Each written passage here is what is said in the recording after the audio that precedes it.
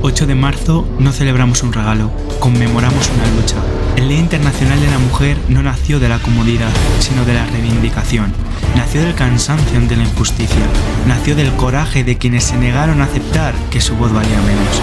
A lo largo de la historia existieron mujeres como Frida Kahlo, que convirtió el dolor en arte y la identidad en resistencia. O como Marie Curie, que abrió camino en la ciencia cuando las puertas aún estaban cerradas.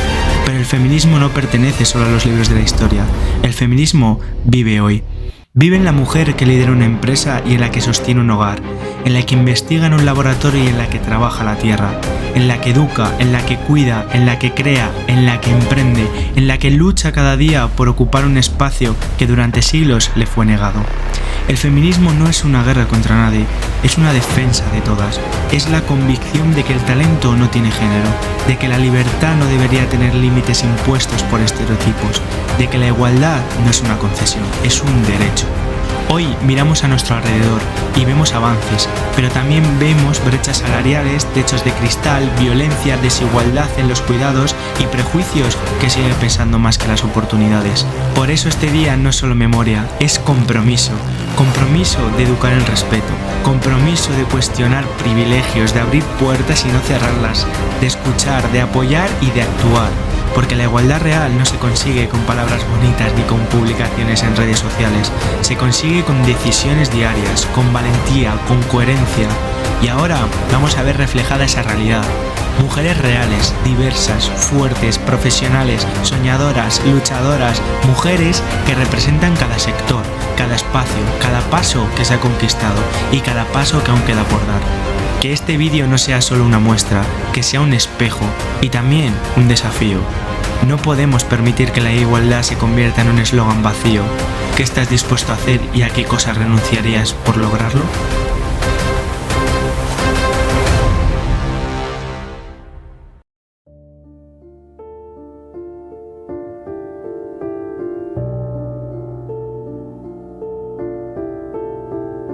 Siempre me ha gustado muchísimo pintar y dibujar, me pasaba horas y horas y horas pintando en todo mi tiempo libre. Es verdad que al principio parecía como una ficción, pero poco a poco me di cuenta de que podía estar dentro de este mundo y podía vivir de ello y soñar con esto. Así que estoy muy contenta de poder trabajar en ello a día de hoy, pero sí, desde pequeña lo tenía clarísimo. Hoy tenemos el honor de contar con la presencia de un artista profesional del dibujo, cuyo trabajo explora la sensibilidad, la identidad y la experiencia femenina a través de la ilustración. Personalmente me gusta pensar que mi trabajo se percibe principalmente por el resultado final de la obra, de lo que es la obra en sí, de la técnica, de la emoción. Evidentemente ser mujer forma parte de quién soy, pero sí que me gusta pensar que mi trabajo se recibe muy bien por cómo lo recibe el espectador. Sí, totalmente, el arte es una herramienta muy potente para expresar ideas y denunciar injusticias. De hecho, hay muchos artistas que yo conozco que utilizan el arte de esta manera y me parece totalmente necesario. En mi caso lo busco algo un poco más humano, poder ayudar a muchas personas con las obras que yo hago, hacer una parte un poco más humanitaria y utilizarla de manera distinta. Lo bueno que tiene es que se pueden usar 1000 maneras y todas son correctas y todas son necesarias. En sus obras, el dibujo se convierte en una herramienta poderosa para dar voz a historias, emociones y realidades que muchas veces han sido invisibilizadas. Sí, y además creo que cada vez más fuerte. Yo conozco a muchísimas artistas, nos apoyamos las unas a las otras, compartimos experiencias y vivencias y además creo que es muy bonito crear una comunidad donde las mujeres se impulsan unas a otras. A lo largo de su trayectoria ha utilizado el arte no solo como una forma de expresión, sino también como un espacio de reflexión sobre el papel de la mujer, mostrando su fuerza, diversidad y creatividad. Les diría que crean en ellas mismas, que luchen por sus sueños, porque si tú tienes claro hacia dónde quieres ir y vas con todo y trabajas duro y dedicas muchísimo tiempo, muchísimo esfuerzo a eso que tú quieres, por mucho que la gente te diga que no puedes hacerlo o que no deberías o que nadie te apoya, si tú crees en ti y trabajas duro, puedes lograr todo lo que te propongas y nadie debería frenarte. Me enorgullece tener a una referente para mí en este proyecto. Gracias, Esther Moya. Hoy queremos dedicar un momento para reconocer y reflexionar sobre el papel fundamental de la mujer en el ámbito de la sanidad. Pues efectivamente yo creo que la mujer tiene un papel muy importante y fundamental en el ámbito sanitario y aunque creo que hemos tenido mucha dificultad a lo largo de los años para llegar a donde estamos, también creo que hemos conseguido llegar a esos puestos de liderazgo de un tiempo atrás para acá. A lo largo de la historia, las mujeres han sido una pieza clave en el cuidado de la salud y el bienestar de la sociedad. Sí, lo considero, pero como en cualquier otro trabajo profesional. Y aún así creo que el reconocimiento debe basarse siempre en los conocimientos y lo que vamos adquiriendo a lo largo de la trayectoria profesional. Es importante recordar que el camino hacia la igualdad en este sector ha estado lleno de retos. Muchas mujeres han tenido que abrirse paso en espacios donde durante mucho tiempo su presencia fue limitada, demostrando con su esfuerzo, talento y vocación que la sanidad también se construye desde la diversidad, el compromiso y la sensibilidad. Pues más que grandes cambios, creo que hay que seguir trabajando en las oportunidades reales, con las mismas posibilidades de crecimiento, conciliación, etc. Pues me centraría en promover las situaciones laborales donde una persona pueda desarrollarse profesionalmente y que además se pueda compatibilizar con su vida personal. Hoy tenemos la oportunidad de escuchar a una profesional que conoce de primera mano esta realidad. Pues creo que dedicarse al ámbito sanitario es muy vocacional y que si de verdad lo quieres, a por ello. Es muy bonito acompañar al paciente del principio al fin y ver cómo va evolucionando favorablemente. Gracias por haber querido formar parte de este proyecto.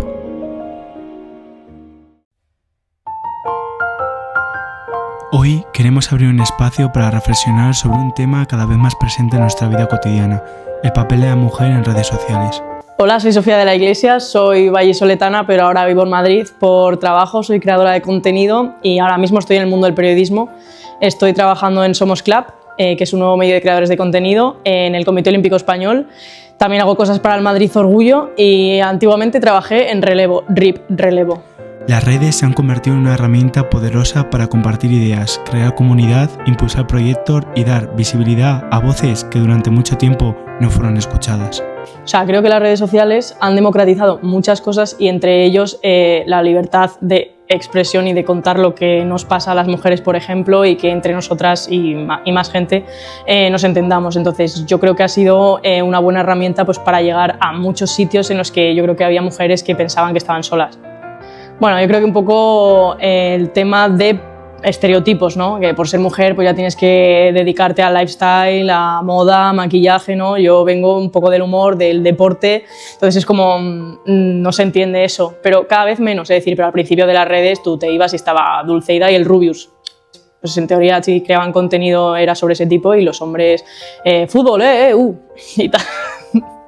En este contexto, las mujeres están transformando estos espacios digitales, lideran iniciativas, generan contenido con impacto social, promueven el emprendimiento y construyen redes de apoyo que inspiran a otras. Entre nosotras hablamos, nos conocemos y podemos hacer cosas en conjunto, crear sinergias, pero es que ya no solo entre mujeres, hombres y viceversa. O sea, las redes tienen ese poder de unir, también hay que saber controlarlo y que no estén ahí muy presentes en tu vida, pero al final yo creo que sí que han sido un punto de nexo bastante guay y sobre todo para convocar a que luego haya eventos reales. O sea, yo qué sé, un grupo o sea, a mí me gustaría ir a una manifestación del 8 de marzo, pero no tengo con quién ir, pues en redes sociales sí que encuentras muchísimo abanico de gente que va y que te unas con ellas. Para profundizar en este tema, tenemos el honor de contar con una mujer que ha sabido comprender y aprovechar el potencial de las redes sociales como plataforma de expresión, influencia y cambio. Bueno, al final que te quites un poco el síndrome de la impostora. Sé que cuesta porque te tienes que desligar de un montón de historia patriarcal. Entonces, tienes que pensar en qué es lo que a ti te gusta, o sea, pensando que eres un ser de luz. O sea, ni que eres mujer ni que eres hombre. O sea, ¿qué te mola hacer? Pues si te gusta hacer esto, no pienses que encima, por tener un sexo, eres distinta a otra persona. Entonces, ¿cómo te llamas? Yo qué sé. Claudia, que si te gusta la astronomía, que hagas un vídeo de astronomía, si te apetece, que pienses en ti, porque las redes sociales es verdad que tienen ese componente más personal. Les invito a escuchar con atención y dar una cálida bienvenida a nuestra ponente.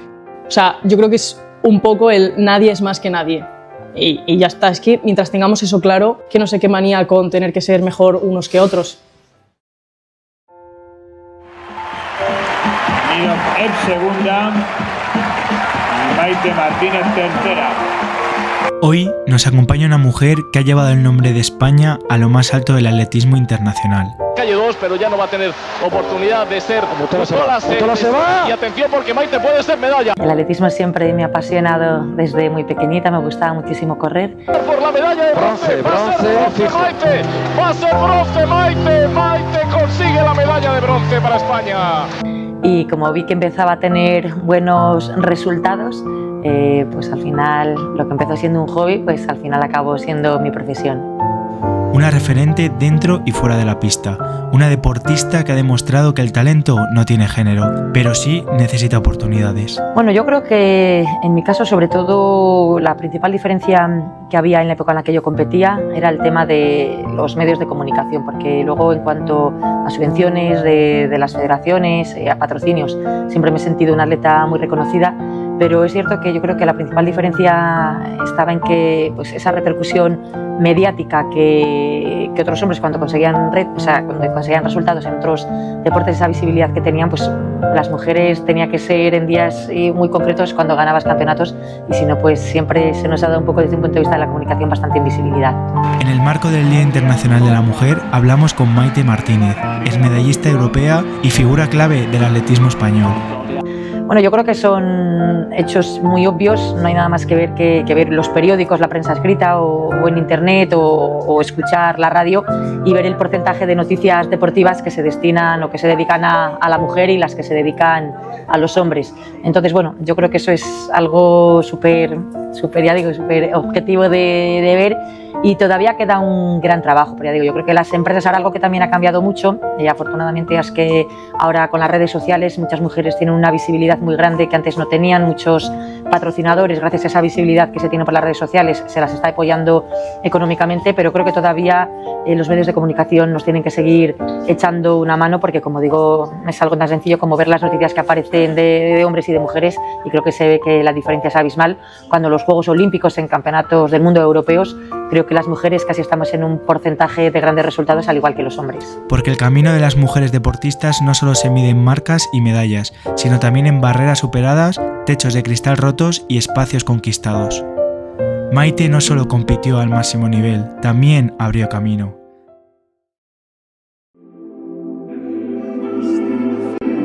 Camino por la calle, el mismo look de ayer. Me desperté en la casa que no sé de quién es. Una voz así de fresca y poderosa de la escena musical emergente es lo que nos podemos encontrar en el estudio Suite 47 en el centro de Valladolid. ¿Históricamente han tenido un papel importante? No lo sé hasta qué punto han tenido un papel importante en la música. No sé si es visibilidad o simplemente que las que se han dado a conocer son como muy top, ¿sabes? Entonces, pues eso, Bad Gyal, Aitana, toda esta gente, ¿no? Hoy conversamos con ella sobre un tema que sigue marcando la industria, el papel de la mujer en la música. Pues es muy difícil no caer en esos estereotipos, porque al final yo lo he pensado muchas veces y lo he hablado con gente y con amigas y gente que también está en la industria, y es muy difícil no dejarte llevar por eso, pero también siento que hay gente a la que le gustas siendo como tú eres y con el estilo que eres. Entonces yo intento un poco aferrarme a eso, haciendo lo que me gusta, ¿no? Ser fiel a ti misma y rodearte de gente que te recuerde que lo que tú estás haciendo, cómo eres tú, cómo te vistes tú, está bien, ¿sabes? Y no tienes por qué acomodarte a lo que quieren de ti. En esta entrevista hablaremos sobre los desafíos que enfrentan las mujeres en la industria musical, los estereotipos que aún persisten, la sonoridad entre artistas y el impacto que tiene ocupar escenarios, estudios y espacios de decisión. No sé si desafío, pero era un poco lo que hablábamos antes, de que al final yo llevo muchos años haciendo música y ahora es verdad que está cambiando un poco, ¿no? Pero yo soy la única chica. O sea, yo voy a los conciertos y voy con mi gente de Suite 47, pero yo soy la única tía. Y eso ha pasado durante muchísimos años y yo estoy muy a gusto y yo les quiero muchísimo, pero al final ser la única chica conlleva también un poco de... No que te da palo, ¿no? Pero al final eres la única tía, ¿sabes? Ellos son hombres y hay muchísimas cosas que rondan por tu cabeza que ellos no van a entender. Comparaciones, el querer hacer otras cosas, ¿no? Y ellos no entienden porque te comparas, ellos no tienen esa necesidad tampoco de compararse tanto normalmente. A través de su mirada y su historia buscamos reflexionar sobre los avances logrados y los caminos que aún quedan por recorrer para construir una música más justa, diversa e inclusive. No es salarial la palabra, porque en este ámbito musical va como un poco sobre rangos, ¿no? Según la cantidad de visualizaciones, de escuchas que tienes, todo eso pues vas a conseguir unas cosas u otras, pero es verdad que, como decía antes, al final como que a la mujer se la exige mucho más, y esto se sabe y se ha hablado 1000 veces, que sobre todo aquí en el ámbito de la música, pues eso, se le exige mucho más a una mujer que a un hombre. Porque el 8M no es solo una fecha, sino un recordatorio de que cada voz cuenta y hoy escuchamos la suya. 5, 6, subo 7, abro 8 y voy.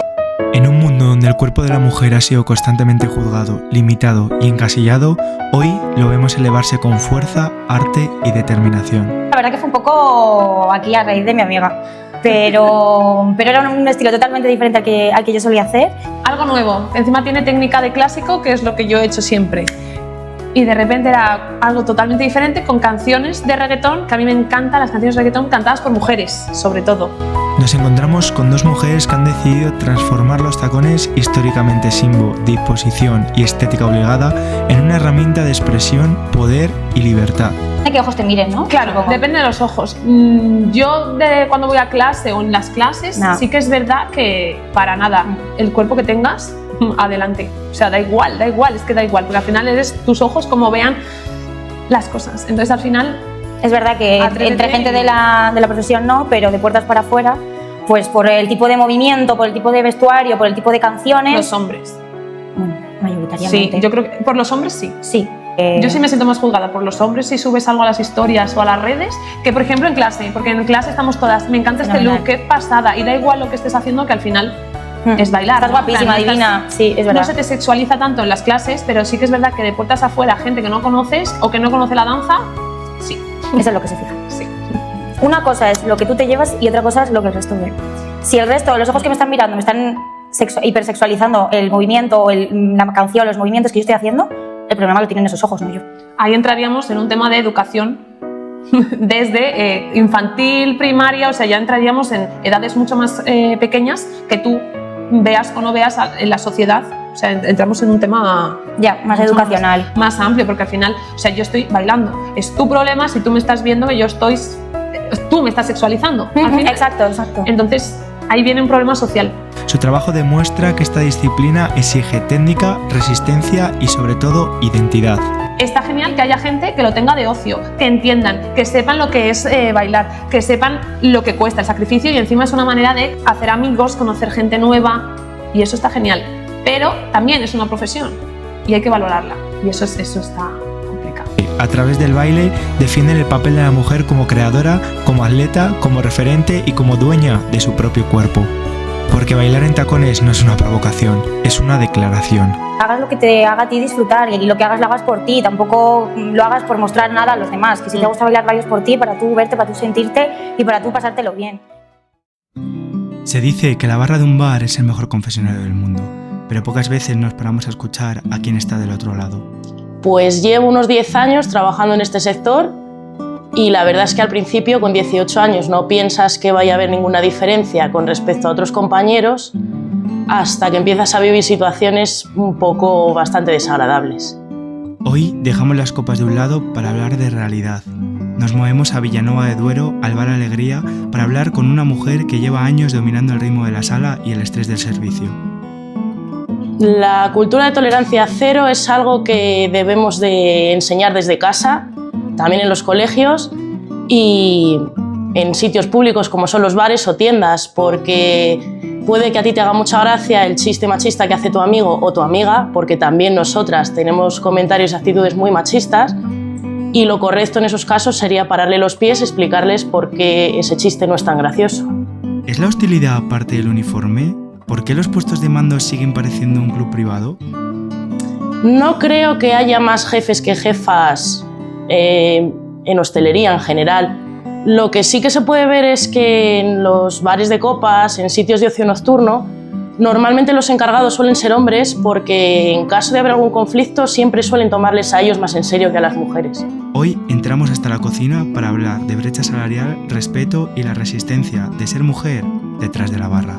Esta pregunta me lleva a pensar otra vez en la primera, porque sí que es verdad que cuando yo empecé a trabajar en bares no tenía ningún miedo ni preocupaciones, pero hay situaciones con algunos clientes, yo por suerte con compañeros jamás las he tenido, pero con clientes sí, que te hacen sentirte insegura porque al final estás expuesta a quien entre por la puerta y no sabes cómo esa persona va a reaccionar. Y ahí sí que he podido ver diferencias en el trato del cliente hacia el trabajador dependiendo de si este es un hombre o una mujer. Siempre suelen tomarte menos en serio cuando eres una mujer y pueden llegar a ponerse más agresivos que con un hombre. Porque la hostelería tiene nombre de mujer y hoy alzamos la voz por la que tantas veces tienen que callar tras la barra. Hola, ¿qué tal? Soy Sandra Groove, vengo de Valencia y tengo un proyecto musical de pop muy personal. Teniendo tu respiración tan cerca, haces que se me vayan las dudas sobre ti. En el panorama musical actual, donde el talento femenino sigue abriéndose paso frente a múltiples desafíos, hoy conversamos con Sandra Groove, una de las voces emergentes más auténticas y comprometidas con la escena. Yo creo que poco a poco las mujeres nos estamos abriendo paso y metiéndonos en estos huequitos en los que quizá hace unos años no se hubiera imaginado pues, a una mujer, ¿no? Si hablamos de la música, creo que cada vez es más normal ver a las mujeres teniendo pues, puestos o cargos de relevancia, ¿no? Por ejemplo, ver a mujeres siendo managers de los artistas más grandes y ocupando puestos directivos en las discográficas, por ejemplo. Si hablo desde mi experiencia personal y de lo que yo vivo día a día, es verdad que para mi gusto faltan mujeres en según qué puestos, como por ejemplo mujeres que produzcan. Yo solo conozco 2 y no más. Es cierto que me rodeo de muchas mujeres que componen y de muchos hombres, pero lo que es el puesto de producir, solo conozco 2 mujeres que lo hagan. Más allá de su propuesta artística, Sandra se ha convertido en una figura que no teme posicionarse ante temas que atraviesan a la industria y a la sociedad: la brecha salarial, la discriminación y la desigualdad de oportunidades. Bueno, yo creo que las mujeres estamos rodeadas de mucha presión en muchos niveles, pero ya no solo a nivel musical, sino en cualquier ámbito de nuestra vida. Creo que la industria musical está muy unida también a lo visual, que es normal, ¿no? O sea, es totalmente normal que vaya de la mano y eso implica que a las mujeres, por ejemplo, se nos meta mucha caña con el tema estético. Creo que mucho más de la que se le puede meter a los hombres. Y creo que sin querer tenemos ese puntito de exigencia añadida. Yo es verdad que intento rodearme mucho en lo que es mi proyecto de gente en la que confío, de amigos incluso, gente con la que pues, a lo largo de los años y gracias a la música hemos hecho una conexión ya de amistad. Entonces intento rodearme de este tipo de gente, ¿no? Que siempre te mantiene un poco feliz con lo que haces y mantiene un poco a raya tus exigencias.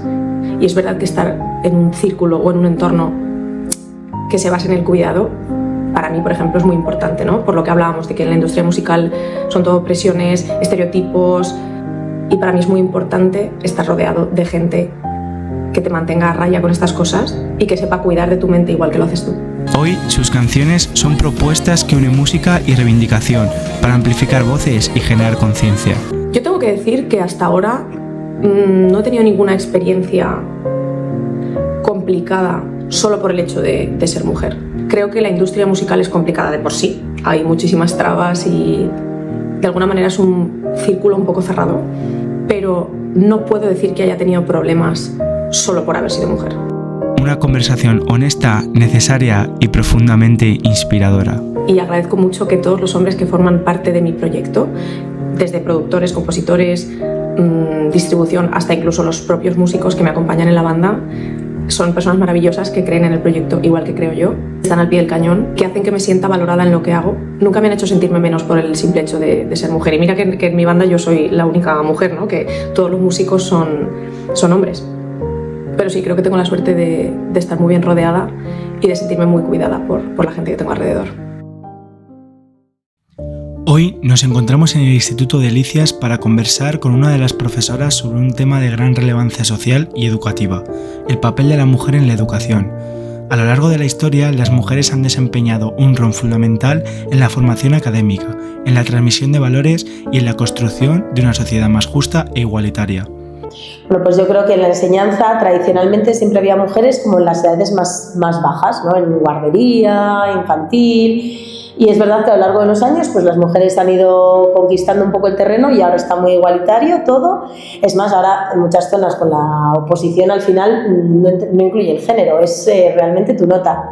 Pero bueno, sí que es verdad que en los comienzos costó, porque yo me acuerdo, por ejemplo, de mi tía abuela, que fue de las primeras directoras de colegio, aunque fuera de primaria, y decía eso, que al principio costaba mucho y las reglas que había para las maestras eran muchísimo más duras que para los maestros. Entonces, bueno, pues creo que ha ido cambiando.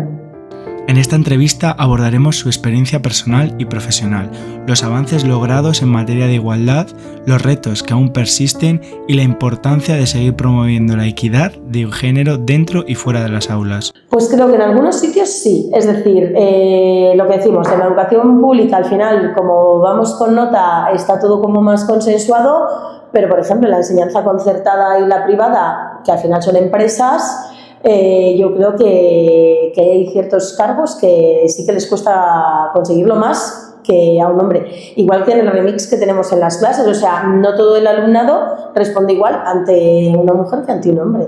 Pues yo creo que simplemente hay que tratar a la gente como personas. Entonces tenemos que dejar un poco fuera el si eres chico o chica o lo que quieras, sino simplemente eres una persona aprendiendo, evolucionando cada día y adquiriendo pues experiencias vitales. Sin duda, su perspectiva nos permitirá comprender mejor cómo ha evolucionado el papel de la mujer en el ámbito educativo y cuál es su impacto en las nuevas generaciones. Pues yo quiero decir a todas que sigan sus sueños, que da igual si el campo en el que sueñan estar es más de hombres que de mujeres, que si ellas creen que pueden, deben hacerlo y conseguirlo.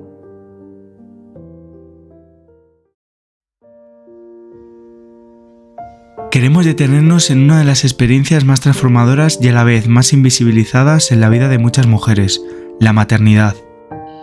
No presión, pero sí de alguna manera es como que ya te han impuesto unos roles simplemente por nacer mujer.